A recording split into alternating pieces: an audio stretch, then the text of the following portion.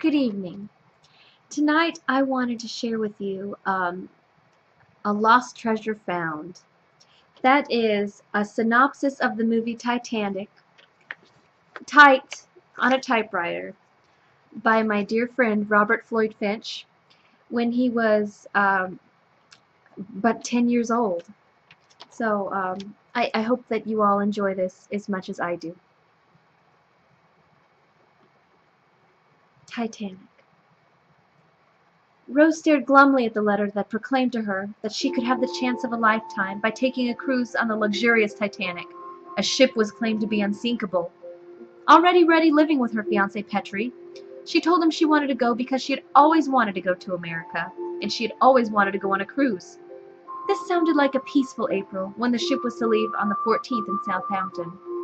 On the 12th they left that night for Southampton, and arrived on the morning of the 14th. Rose was tired that morning, boarding the ship sullenly in spite of all the screaming, yelling, and the excitement in the cool April morning air.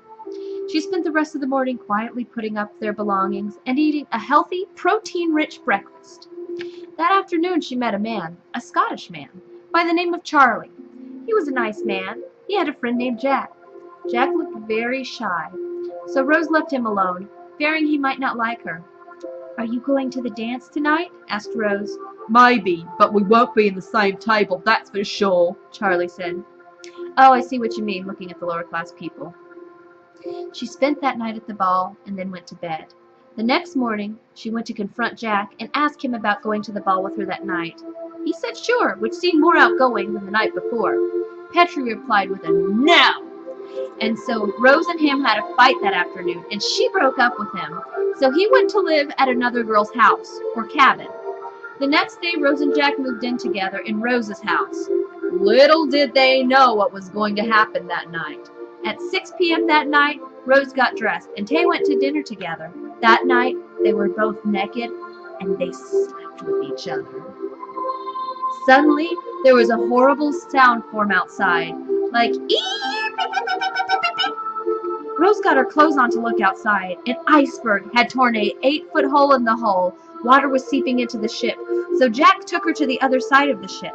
At this point, everyone was screaming. The ship had sunk over 5 feet into the water. People were falling off the ship, freezing in the cold water of the North Atlantic. Rose wanted to save Petrie, but she decided that she wanted to save herself and Jack. As the ship began to tilt even more, Rose and Jack went to the deck. Rose laid on the bars, Jack laying over her to keep her from falling.